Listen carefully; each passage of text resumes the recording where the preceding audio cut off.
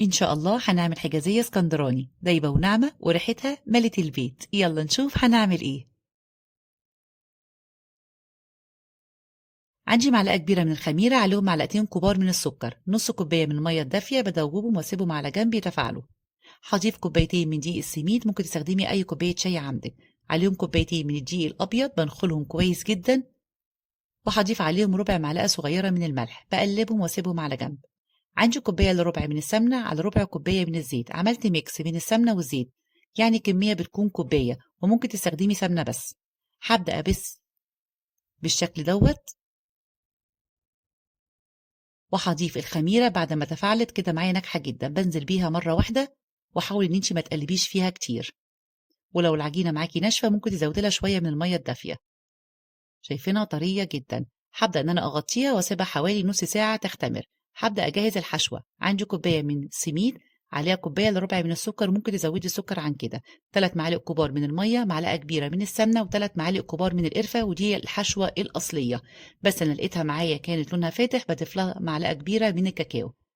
هقلبهم كده وتكون معايا متماسكة. هجيب صينية مقاس 30 في 30، ممكن أي صينية عندك. بقسم كده العجينة، بخلي الجزء الأكبر بيكون تحت، وافرد الجزء الأول كده على كيس بلاستيك أو ورقة من الزبدة بالشكل ده.